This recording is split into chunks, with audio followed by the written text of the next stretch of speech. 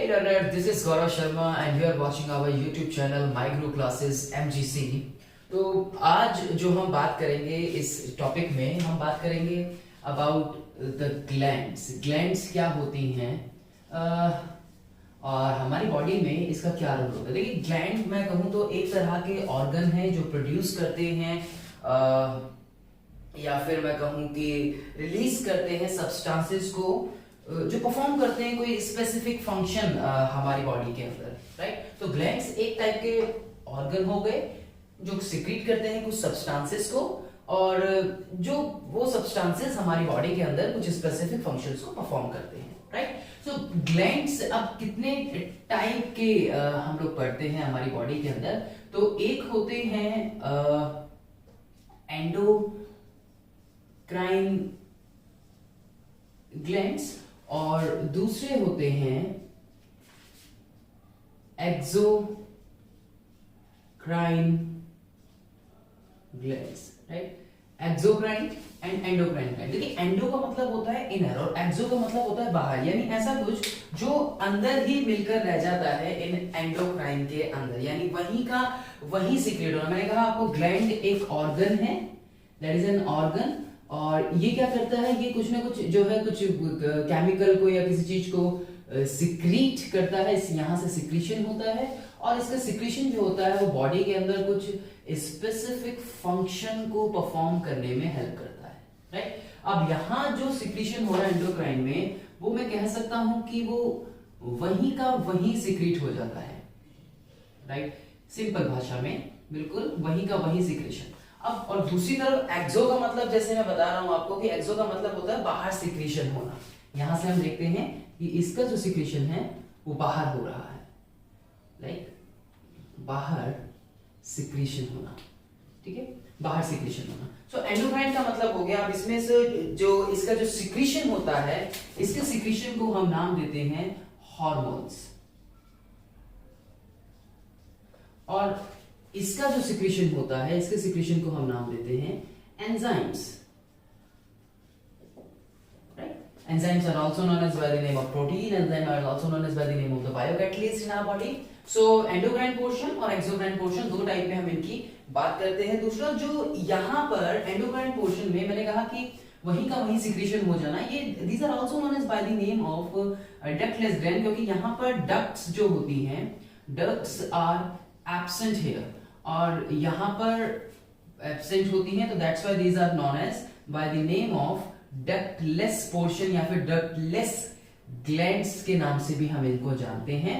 और दूसरी तरफ यहां पर जो है इनके लिए डक्ट्स प्रेजेंट होती हैं, राइट। तो यहां हमें डक्ट्स देखने को मिलेंगी, डक्ट्स प्रेजेंट होती है, यहां जो है डक्ट एब्सेंट होती है, यानी एक ट्यूब जिनके थ्रू इनका सिक्रीशन जो है वो बॉडी से बाहर आ जाता है, और एक ट्यूब जिनके एक ऐसा पोर्शन जहां पर ट्यूब्स या डक्ट जो है वो एब्सेंट रहती हैं, जिनकी वजह से उनका सिक्रीशन जो है वो वही का वही हो जाता है। इसलिए हम इसको क्या बोलते हैं, एक हम बोलते हैं एंडोक्राइन पोर्शन और दूसरा यानी बाहर आ रहा है उसका सिक्रीशन, इसलिए हम इसको बोलते हैं एक्सोक्राइन पोर्शन। और बाहर कैसे आ रहा है, वो बाहर आ रहा है किसी रास्ते से, एक डक्ट के थ्रू, एक ट्यूब के थ्रू, और यहाँ वो ट्यूब एब्सेंट है, इसलिए हम इसको एंडोक्राइन पोर्शन का नाम देते हैं।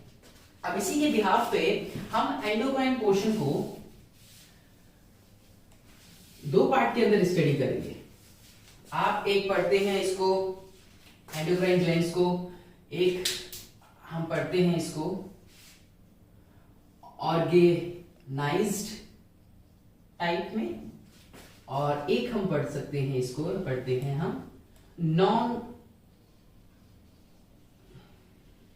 Organised type, organised and non organised, organised and non organised. तो इनमें जो क्यों ऑर्गेनाइज किया हुआ है यहाँ पे, क्योंकि यहाँ जो सेल्स हैं, इस ऑर्गन को बनाने वाली जो सेल्स हैं वो अरेंज्ड हैं एक सीक्वेंस के अंदर।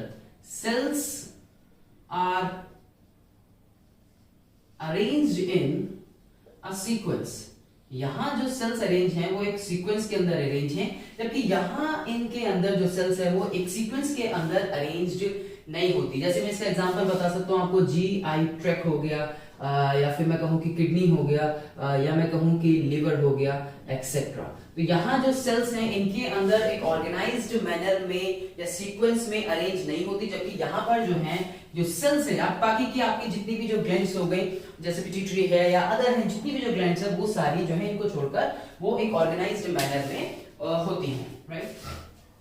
अच्छा, ये हो गए इसके दो टाइप, ऑर्गेनाइज्ड और नॉन ऑर्गेनाइज्ड। अब हम इसमें बात करते हैं केमिकल नेचर ऑफ हार्मोन्स के बारे में, कि हार्मोन्स का केमिकल नेचर कैसा होता है। मैं एक चार्ट बनाऊंगा और उस चार्ट के थ्रू मैं आपको समझाने की इसमें कोशिश करूंगा।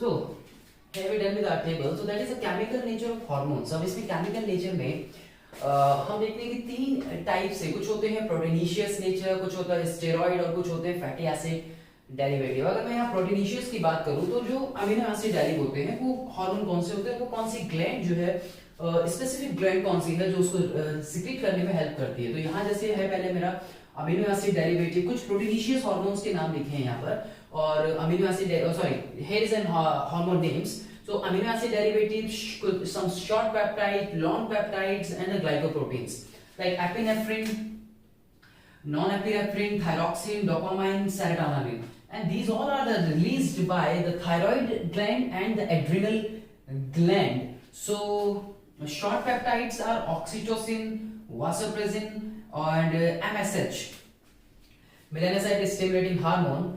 This and released by the hypothalamus and the adenohypophysis.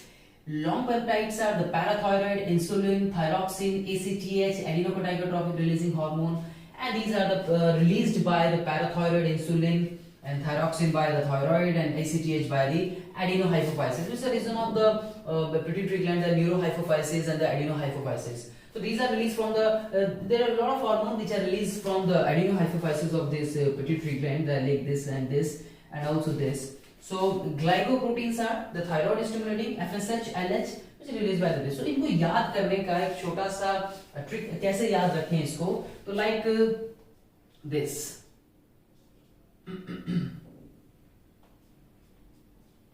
like ants. अगर मैं हटा दूं यहाँ से T तो ants हो जाएगा, वो ENTDS, और इसमें अगर देखूं मैं तो एक वर्ड यहाँ पर बन सकता है लाइक ओवम, लेकिन इसको अगर मैं यहाँ हटा दूं तो इस तरह से हम इनको याद रख सकते हैं। And like this is the पीटा, तो इनको इस तरह से हम, और this is a very important part, और नीट में भी कई बार इनसे क्वेश्चन पूछा गया है कुछ हार्मोन से, तो आप इनको इन ट्रिक्स के साथ याद रख सकते हैं। These are some proteinaceous hormone, और यहाँ हम तीन टाइप से इसमें बात करते हैं। तो ये हमारा जो पार्ट है प्रोटीनिशियस वाला डन हुआ। अब बचा है steroid and fatty acid.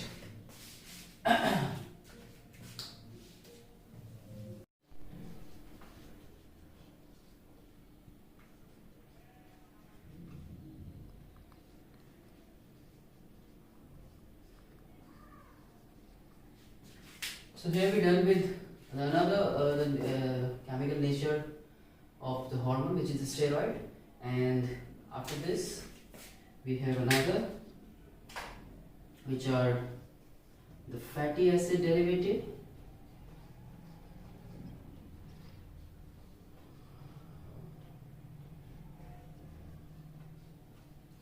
right?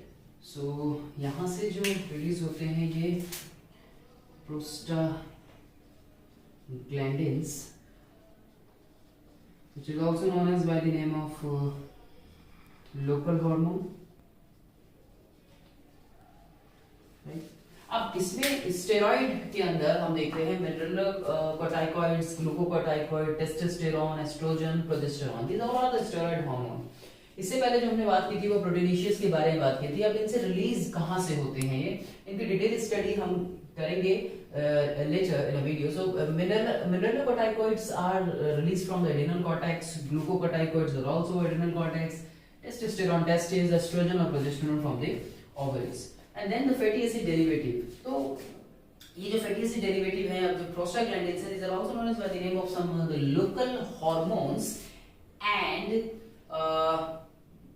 Almost ये जो फाउंड होते हैं ज्यादातर टिश्यूज या ऑर्गन्स के अंदर हमें देखने को मिलते हैं, जो प्रोस्टाग्लैंडिन्स होते हैं, और इनमें जो सिंथेसाइज होते हैं सेल में फैटी एसिड की, और फिर इनका फंक्शन जो है ये हम इसको letter we will discuss.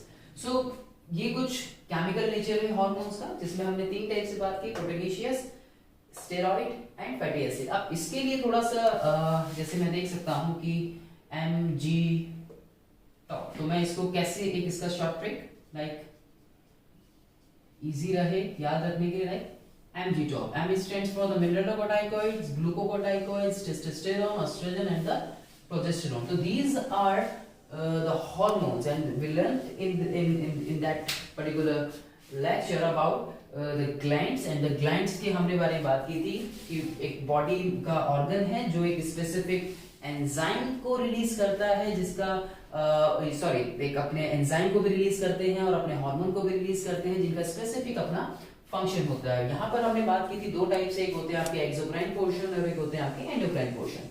Endocrine portion में हमने बात की कि जिनका सिक्रीशन बॉडी के अंदर ही हो जाता है या वहीं का वहीं सिक्रीशन रह जाता है, और एक्सो का मतलब होता है बाहर, तो बाहर उनका रिलीज होना. बाहर कैसे आएगा?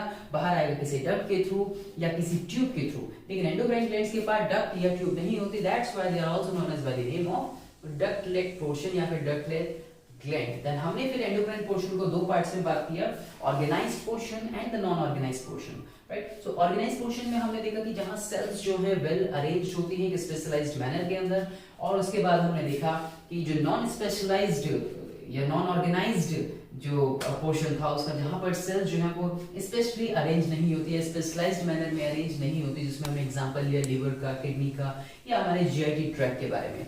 फिर उसको हमने डिस्कस किया ऑर्गेनाइज्ड वाले को, जिसमें हमने देखा आगे कि किस तरह से जो केमिकल नेचर होता है हार्मोन्स का, किस तरह के हार्मोन रिलीज होते हैं, कहां से रिलीज होते हैं, जिसमें हमने 3 पार्ट्स पढ़े. वन इज द प्रोटीनेशियस, जिनका नेचर प्रोटीन लाइक डेरिवेटिव होता है, स्टेरॉइड हो गए, और कुछ होते हैं फैटी एसिड डेरिवेटिव. तो प्रोटीनेशियस में हमने बात की थी बहुत सारे amino acid derivative, short peptide, long peptide, right, and glycoproteins के बारे में, और उनके फिर डिफरेंट ग्लैंड्स से कहां से रिलीज हो रहे हैं और किस तरह से कौन कौन से हार्मोन जो है वो रिलीज होते हैं.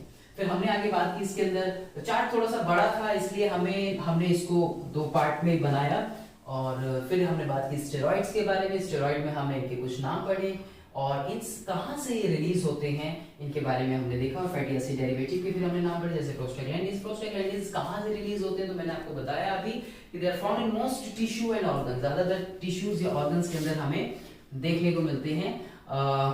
तो that is in this lecture, और आगे हम इसको कंटिन्यू करेंगे हमारे नेक्स्ट पार्ट के अंदर. Thank you for watching.